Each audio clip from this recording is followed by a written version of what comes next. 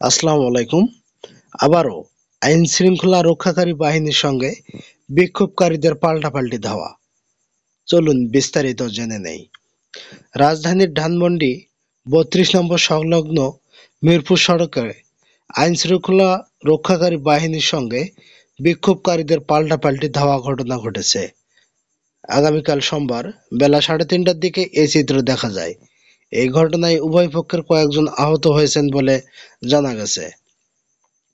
দুপুরের দিকে দুটি এক্সকাভেটর নিয়ে ধানমন্ডি ৩২ নম্বর সড়কে শেখ মুজিবুর রহমানের বাড়িতে ভাঙতে গিয়েছিলেন বিক্ষোভকারীরা। পরে তাদের ছত্রভঙ্গ করে দেয় সেনাবাহিনী ও পুলিশ। এরপর বিক্ষোভকারীরা বিভিন্নভাবে ভাগে ভাগ হয়ে দফায় দফায় ৩২ নম্বর সড়কে যাওয়া আসার চেষ্টা করে।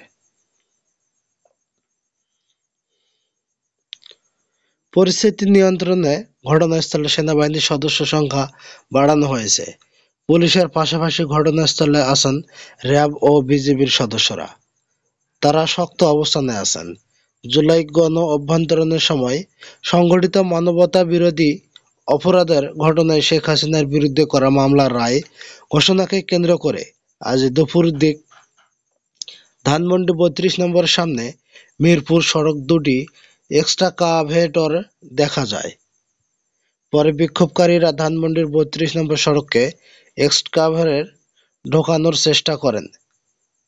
তাদের বাধা দেয় আইনশৃঙ্খলা রক্ষাকারী বাহিনী।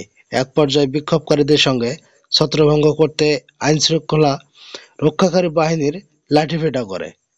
কিছু ছত্রভঙ্গ হয়ে বিক্ষোভকারীরা আইনশৃঙ্খলা রক্ষাকারী বাহিনীর সদস্যদের লক্ষ্য করে ইট পাটকেল ছোড়ে। এ সময় পুলিশের অত্যন্ত এক সদস্য আহত হন।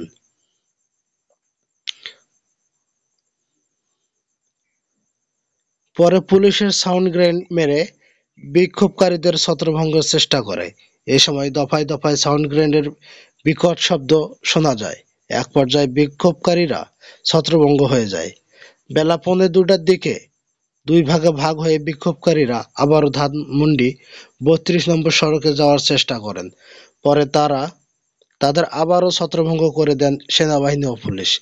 বিক্ষোভকারীদের ধানমন্ডি ৩২ নম্বর সড়কে যাওয়ার জন্য দফায় দফায় চেষ্টা ও তাদের আইনশৃঙ্খলা রক্ষাকারী বাহিনীর ছত্রভঙ্গ করে দেওয়ার ঘটনাকে কেন্দ্র করে পুরো এলাকায় উত্তেজনাকর পরিস্থিতি তৈরি হয়।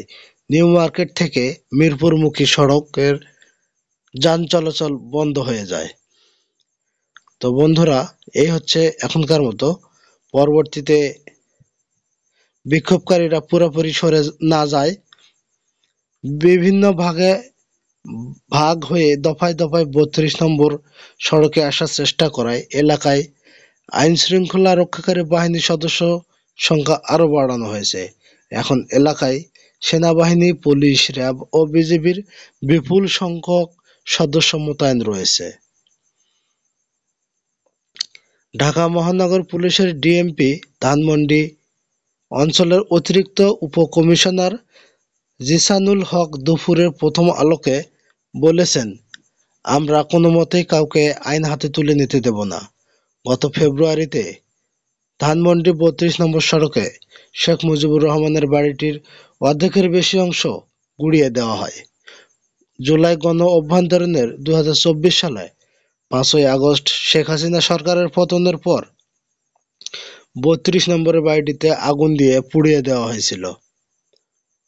তো বন্ধুরা, এতক্ষণ সাথে থাকার জন্য ধন্যবাদ।